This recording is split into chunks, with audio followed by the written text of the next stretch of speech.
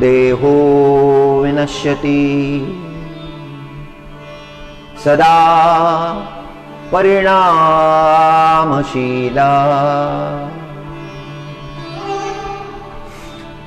चित्तं खिद्यति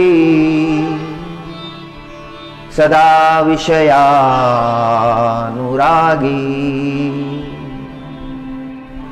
बुद्धि सदा हि रमते विषयोषु तस्मात्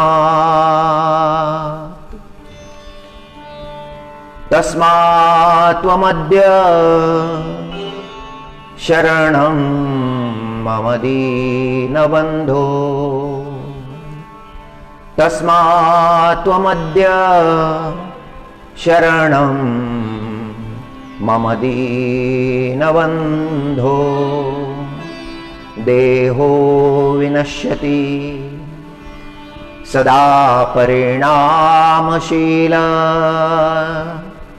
चित्तं च खिद्यति सदा विषयानुरागी बुद्धि सदा हि रमते विषयोषि नान्या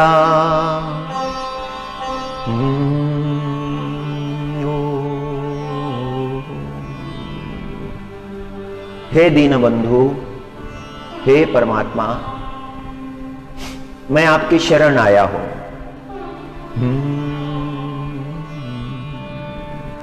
देह सदा परिवर्तनशील है, हर क्षण नष्ट हो रहा है। देहो विनश्यति सदा परिणामशील, आयु का परिणाम देह पर हो रहा है। शैशव अवस्था है, बाल अवस्था है, किशोर अवस्था है, युवा अवस्था है, प्रौढ़ अवस्था है, जरा जीर्ण अवस्था है और अंतिम अवस्था है मृत्यु।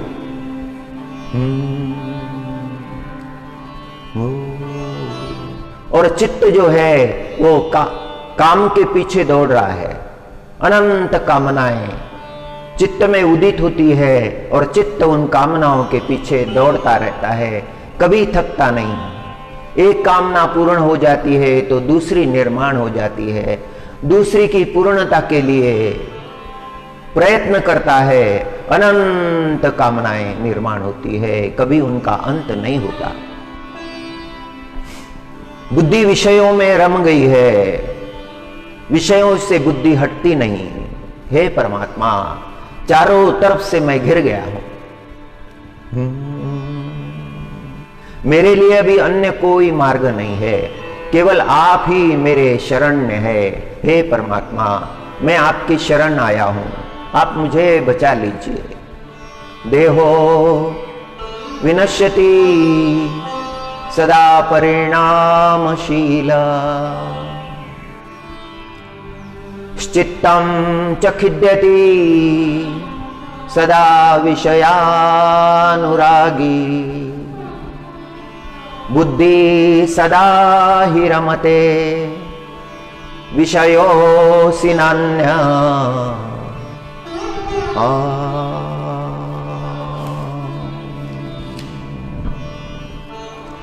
तस्मात् त्वमद्य शरणं मम दीनबन्धो तस्मात् त्वमद्य शरणं मम दीनबन्धो। भगवत शरणागतीमध्ये मनुष्याचं कल्याण आहे। भगवान नारायण नारद भगवानला सांगतात, तेषां पूजादिकं गंध पुष्पाद्यै क्रियते नरै तेन प्रीतिं परां यामि न तथा मत् प्रपूजनात् तेषां पूजादिकं गन्धपुष्पाद्ये क्रियते नरे तेषां प्रीतिपरां यामि न तथा मत्प्रपूजनात्। हे नारद, नारायण भगवान म्हणतात, हे नारद, माझं पूजन केल्यापेक्षाही संताचं पूजन केल्यानंतर मला जास्त आनंद होतो। गंध पुष्पांनी संताचं पूजन केलं तर मला आनंद होतो। संत पूजनानं मी प्रसन्न होतो। भगवंत संताचं चरित्र श्रवण करतात।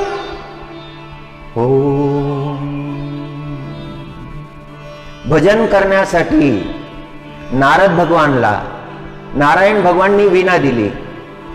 नारायणा प्रदत्त वीणाम, आणि त्या वीणेवर भगवंताच्या नामाचं गायन नारद भगवान करतात।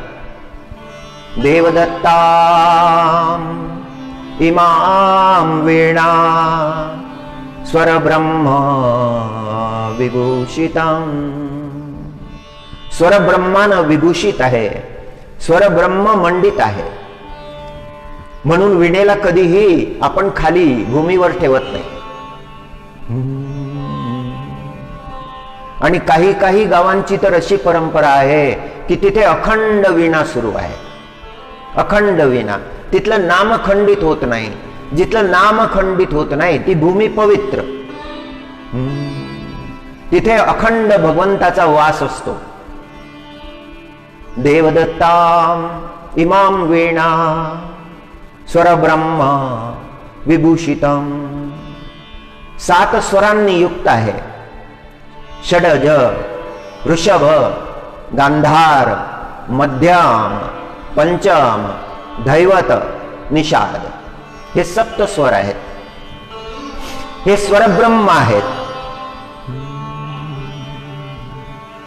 भगवान वेदव्यासांनी जगाला शास्त्र दिले, वेद दिले, विषयाच्या अनुसार वर्गवारी करून वेदांचं विभाजन केलं। ऋग्वेद, यजुर्वेद, सामवेद, अथर्ववेद, दिव्य ज्ञान त्या वेदांमध्ये प्रगट झालं। हे एवढं मोठं कार्य त्यांनी केलं म्हणून त्यांना वेदव्यास म्हटलं।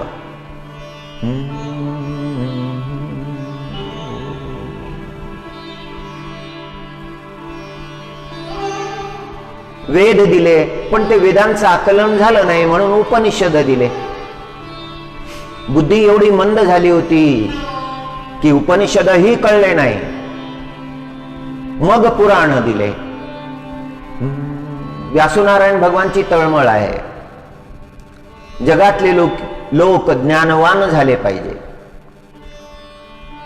सगळ्यांना ज्ञानाची प्राप्ती झाली पाहिजे, भक्तीची प्राप्ती झाली पाहिजे, वैराग्याची प्राप्ती झाली पाहिजे। जगावर व्यासनारायणाचे अनंत उपकार आहेत। महाभारत दिलं, महाभारतामध्ये 1.25 लाख श्लोक आहेत।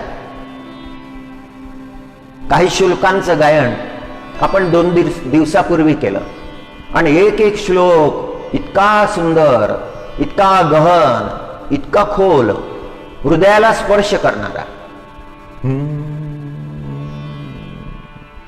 महाभारत दिलं, पण महाभारत दिल्यानंतर 17 पुराण दिल्यानंतर त्यांच्या अंतःकरणामध्ये दुःख आलं, दुःखाचा प्रवेश झाला। ज्ञानावतार आहेत, नारायणाचे अवतार आहेत, पाराशरात्मज आहेत, पाराशर ऋषीचे पुत्र आहेत, वसिष्ठ ऋषीच्या 4थ्या पिढीमध्ये जन्म आहे।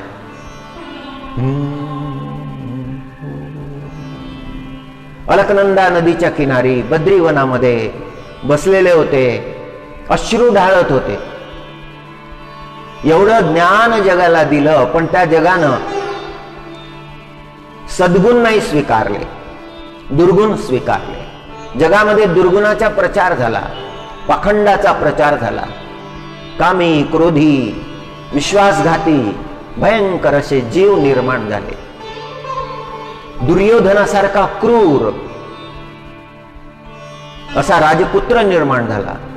पापाचा पाखंडाचा प्रचार सर्वत्र होत आहे हे पाहून दुःख झालं. अलकनंदा किनारी बसले, अश्रू ढाळत होते.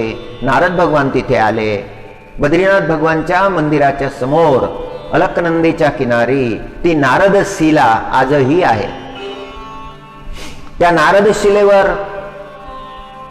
बसून नारद भगवाननी व्यासोनारायणाला उपदेश केला होता.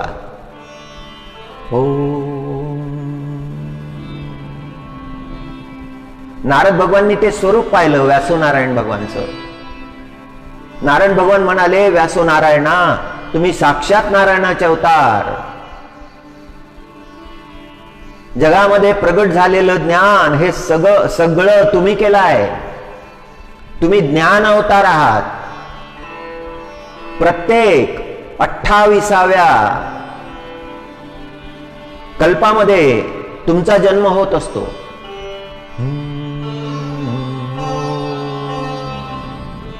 जगाला ज्ञान देण्यासाठी तुमचा जन्म होतो.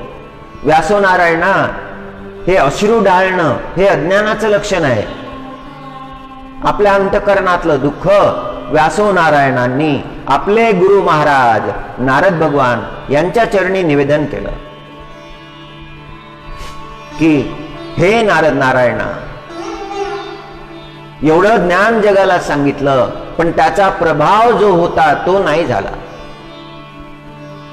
नारद भगवान म्हणाले, हे व्यासोनारायणा, परमात्म्याचं गुणगान करा, परमात्म्याचं नाम संकीर्तन करा. अंतकरणामध्ये त्या भक्तीचा उदय झाला की मग तुम्हाला आनंदाची प्राप्ती होईल. जोपर्यंत जीवनामध्ये भक्तीचा उदय होत नाही तोपर्यंत आनंदाची प्राप्ती नाही. ज्ञान प्राप्त होऊ शकतं, एका वेळेला वैराग्यही प्राप्त होईल, पण भक्तीची प्राप्ती दुर्लभ आहे.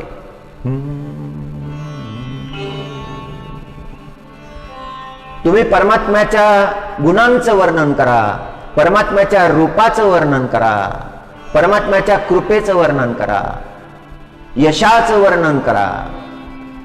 आज्ञा दिली नारद भगवाननी आणि मग व्यासो नारायण व्यास गुफेमध्ये बसून श्रीकृष्ण स्वरूपाचं चिंतन करायला लागले, परमात्मा स्वरूपाचं चिंतन करायला लागले. मनुष्य संसारामध्ये असला की तो संसार त्याच्या अंतकरणामध्ये येतो आणि संसार अंतकरणामध्ये आला की मग परमार्थ विचार टिकत नाही. जोपर्यंत तो संसार अंतकरणामध्ये आहे, त्या संसाराचे सगळे दोष अंतकरणामध्ये आहेत, तोपर्यंत परमार्थ विचार अंतकरणामध्ये टिकत नाही. रिकामं व्हावं लागतं, ते सगळे दोष सारावे लागतात, मगच तो परमात्मा अंतकरणात येतो. हा दिव्य विचार नारद भगवाननी व्यासोनारायण भगवानला दिला. एकांतामध्ये बसले, अंतकरणातल्या सगळ्या उर्मी शुद्ध केल्या, सगळ्या भावना शुद्ध केल्या, परमात्म्याचं चिंतन करायला लागले. कृष्ण स्वरूप दिसायला लागलं. त्या शम्याप्रास वनामध्ये, त्या बद्री वनामध्ये परमात्म्याचं स्वरूप दिसायला लागलं. सर्वत्र तो परमात्मा आणि नंतर त्या परमात्म्याचं वर्णन करायला लागले. ते श्रीमद भागवत आहे.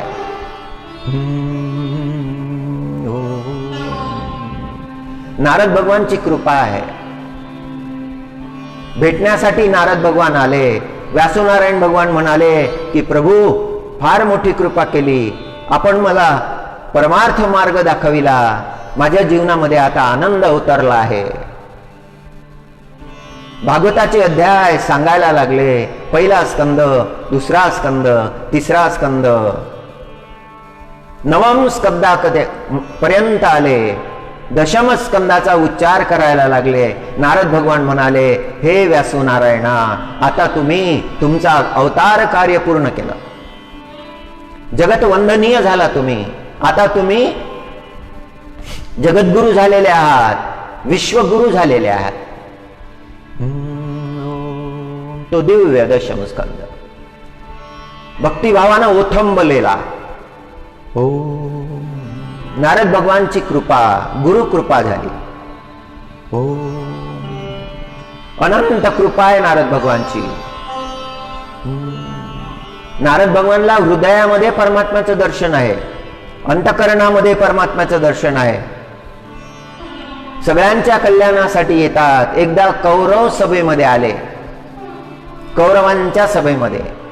तिथे कलह सुरू होता. शांत बसले, सगळं ऐकून घेतलं. पांडवांचं ऐकून घेतलं, कौरवाचं ऐकून घेतलं. आणि शेवटी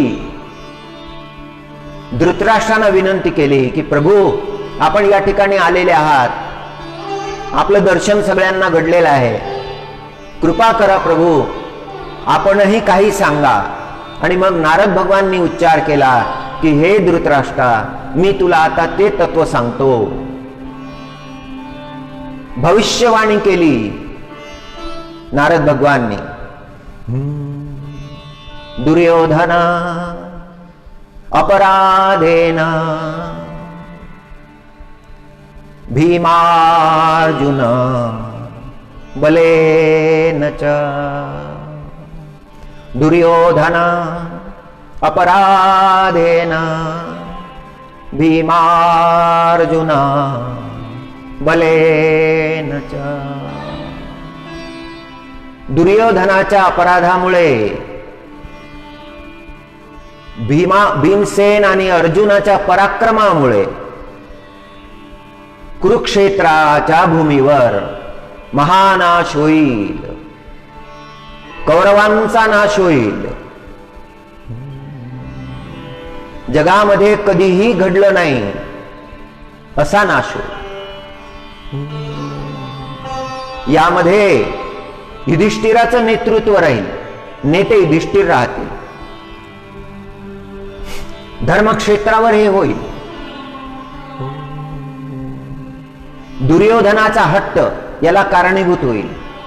आणि प्रचंड पराक्रम, डोळे दिपविणारा पराक्रम अर्जुन महाराज आणि भीमसेनजी करतील. त्या भविष्यवाणी ऐकून सगळे स्तब्ध झाले. युधिष्ठिर महाराजांनी नारद भगवानचे चरण धरले. प्रभू, हे टाळता येणार नाही का? हे सगळं टाळता येणार नाही का? नारद भगवान म्हणाले, युधिष्ठिरा, अधर्माची शक्ती एवढी राहील की तुझा धर्माचा संवाद कोणी ऐकणार नाही, तुझ्या बोलण्याकडे कोणी लक्ष देणार नाही. शेवटी तो अधर्म शिगेला पोहोचेल आणि हा महानाश होईल. नारद भगवान निघून गेले आणि नारद भगवानची वाणी सत्य झाली. नमो नारायणाय, नमो नारायणाय, ओम नारायणाय. या सतत परिवर्तनशील जगामध्ये, या संक्रमणशील जगामध्ये जे परमात्म्याला शरण जातात, जे त्या परमात्म्याला भजतात, ते तरुण जातात, ते परमात्मा स्वरूपच होऊन जातात. जे मद्भावा सहजे आले, मी तेची ते होनी ठेले. जे तया उरले पदर नाही. माऊलीनं सांगितलं, माऊली ज्ञानेश्वर महाराजांनी सांगितलं. परमात्मा अर्जुनजी महाराजांना सांगतात की जे मला शरण येतात, माझी भक्ती करतात आणि माझं चिंतन करता करता करता माझं स्वरूपच होऊन जातात, त्यांच्यामध्ये आणि माझ्यामध्ये मग भेद उरत नाही. जे मद्भावा सहजे आले, मी तेची ते होऊनी ठेले. जे तया उरले पदर नाही. त्यांच्या माझ्यामध्ये, त्या भक्तामध्ये आणि माझ्यामध्ये भेद उरला नाही. भक्त आणि भगवंत एकची झाले. पांडव गीतेमध्ये एक श्लोक आलेला आहे. नित्य उत्सवम तेषां नित्यं श्री नित्यमंगलम नित्यं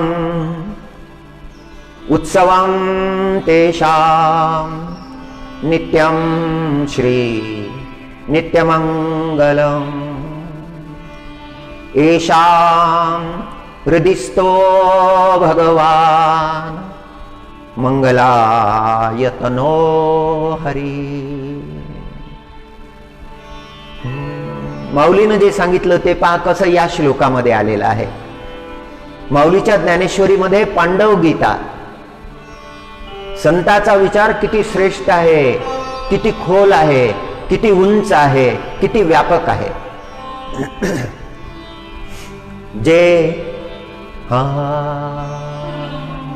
ते मद्भावा सहजे आले, मी तेची ते होऊनी ठेले. जे तया उरले पदर नाही. ज्यांच्या जीवनामध्ये परमात्मा आला, ज्यांच्या जीवनामध्ये परमार्थ आला, ज्यांच्या जीवनामध्ये संत संगती आली, नित्यम उत्सवम तेषां, त्यांच्या जीवनामध्ये नित्य उत्सव आहे. पश्चातापाचं कारणच उरलं नाही, दुःखाचं कारणच उरलं नाही, क्लेश उरलेच नाहीत. मनुष्य भावानं जगत असतो. भावना फार महत्वाची आहे. मनुष्याची भावना, ती भावना शुद्ध पाहिजे, परिपूर्ण पाहिजे, श्रद्धायुक्त पाहिजे. त्या भावनेनं त्या मनुष्याचं कल्याण होऊन जातं. ती सद्भावना, ती दिव्य भावना, ती परमार्थ भावना. नित्य उत्सवं तेषां नित्यं श्री नित्यं मंगलम् येषां हृदिस्थो भगवान् मंगलायतनो हरि. ओम नमो नारायणाय. ओम नमो नारायणाय. संताचा स्वभाव आहे.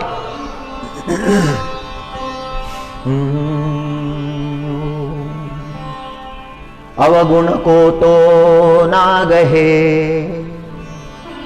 गुण को ही लेबी. संत अवगुण को ग्रहण नहीं करते. अवगुण उन्हें दिखाई देते हैं, स्पष्ट दिखाई देते हैं.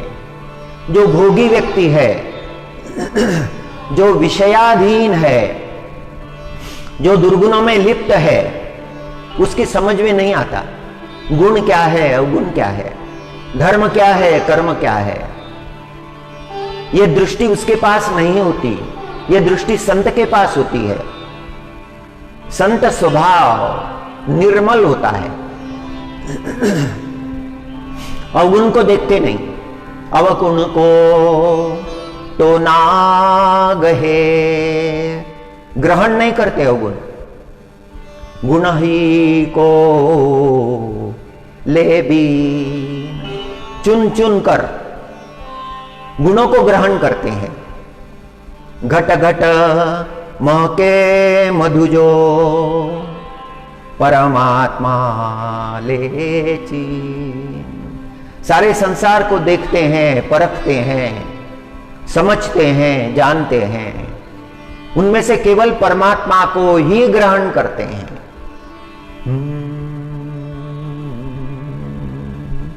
ओ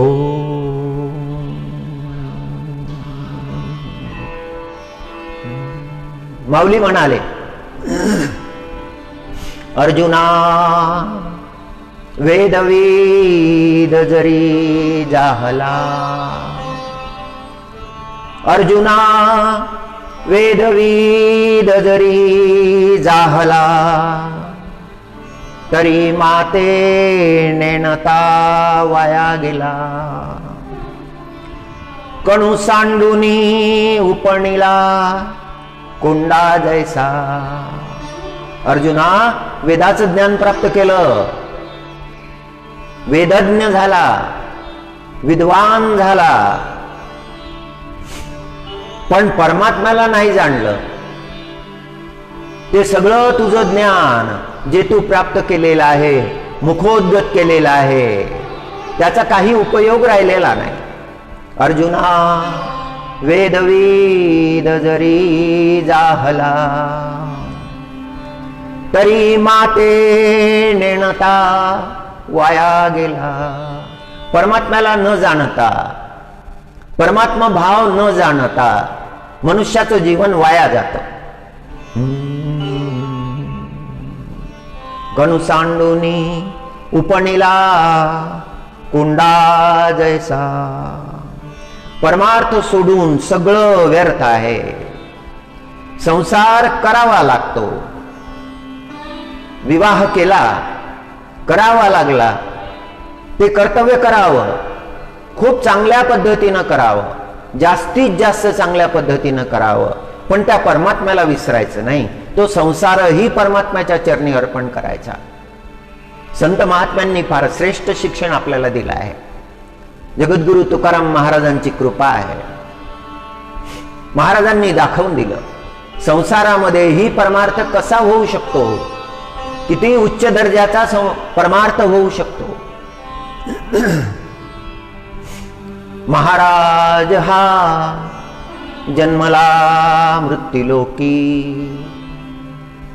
मृत्यूलोकामध्ये जन्म घेतला. महाराज हा जन्मला मृत्यूलोकी, दुजी उपमा नाढळे इहलोकी. दुसरी उपमा देता येत नाही, दुसरं उदाहरण देता येत नाही. भवसिंधुशी बांधिला सेतु जेणे, अनाथा दिनाकारणे तू कयाने. जगद्गुरु तुकाराम महाराजांनी जगाला मार्ग दाखवला, जगातल्या बद्ध जीवांना मुक्तीचा मार्ग दाखवला. नाना प्रकारच्या दोषामध्ये गुंतलेले, पतित झालेले अशा जीवांना परमार्थाचा मार्ग दाखवला, पांडुरंगाचा मार्ग दाखवला. महाराज हा जन्मला मृत्यूलोकी, दुजी उपमा नाढळे इहलोकी. भवसिंधुसी बांधिला सेतु जेणे, अनाथा दिनाकारणे तू कयाने. माझ्यासारखे जे लोक आहेत, अनाथ आहेत, दीन आहेत, अशा जीवांना उद्धरण्यासाठी जगद्गुरु तुकाराम महाराजांनी सेतू बांधला. हो, परमार्थाची पायवाट सोपी केली, परमार्थ सोपा केला. हो, दिशाहीन समाजाला भक्तीचा मार्ग दाखवला. हो, दिशा नव्हती. मनुष्याच्या जीवनात दिशेला फार महत्व आहे. आपल्या जीवनाची दिशा ठरवायची, आपल्या जीवनाच्या गंतव्य ठरवायचं. त्या परमात्म्याची प्राप्ती करायची आहे, त्या पांडुरंगाची प्राप्ती करायची आहे, त्या पांडुरंगापर्यंत जायचं आहे, त्याच्याकडे जायचं आहे, त्याला शरण व्हायचं आहे. शुद्ध होऊन जाता येतं, पवित्र होऊन जाता येतं, भक्त होऊन जाता येतं. आचरण शुद्धीचा मार्ग तुकोबांनी जगाला दाखवला. आचरण जर शुद्ध असलं तर विचार शुद्ध होतील. एका शुद्धतेचा परिणाम दुसरीवर होईल आणि मग सकळ शुद्धी होईल. ब्रह्ममुहूर्तामध्ये दररोज आपण परमात्म्याचं चिंतन करतो, भगवन नामाचं चिंतन करतो, संत वचनाचं चिंतन करतो. याच साठी करतो की आपला दिवस मंगळमय व्हावा, आपल्या जीवनामध्ये भक्तीचे तरंग निर्माण व्हावे, त्या परमात्म्यावर आपली दृष्टी स्थिर व्हावी. व्यर्थ असलेला, फलकलट असलेला तो संसार जो ठाण मांडून बसलेला आहे आपल्या अंतःकरणामध्ये, तो दूर व्हावा.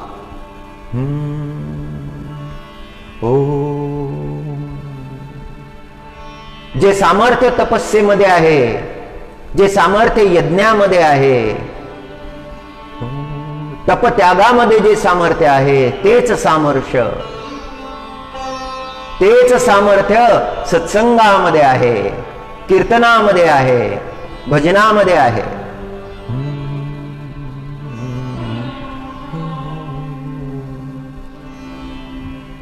त्या परमात्म्याचं वर्णन कोणाला करता येईल? मतिवीन काय वर्णू तुझे ध्यान. पांडुरंगा, एवढी मती नाही माझ्याजवळ, एवढी बुद्धी नाही. तुझ्या स्वरूपाचं वर्णन मी काय करू शकेल? तुझ्या कृपेचं वर्णन मी काय करू शकेल? तुझ्या गुणांचं वर्णन मला कसं करता येईल? मी तो मतिहीन. मतिवीन काय वर्णू तुझे ध्यान. जेथे पडे मौन वेदश्रुती, जिथे वेद आणि श्रुतींना मौन पडते ते तुझ्या स्वरूपाचं वर्णन करू शकत नाही, आणि तिथे मी मतिहीन काय वर्णन करू शकेल?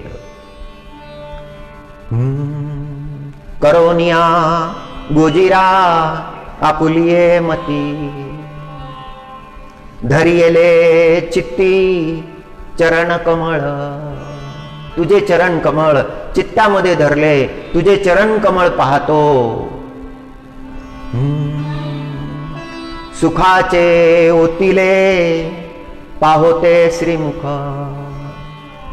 अनंत सुखाची प्राप्ती, पारमार्थिक सुखाची प्राप्ती, अलौकिक सुखाची प्राप्ती तुझ्या दर्शनानं प्राप्त होते.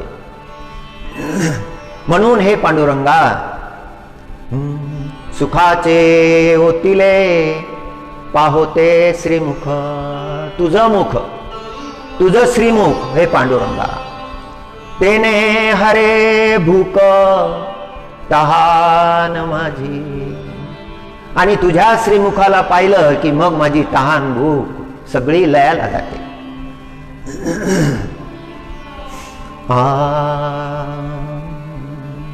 रसना गोडावली ओव्या गाता गती. तुझं नाम घेता घेताच माझी रचना मधुर झाली, माझी वाणी मधुर झाली, माझे स्वर मधुर झाले. रसना गोडावली ओव्या गाता गती. आणि मला गती मिळाली, परमार्थ गती मिळाली, चित्त समाधान झालं.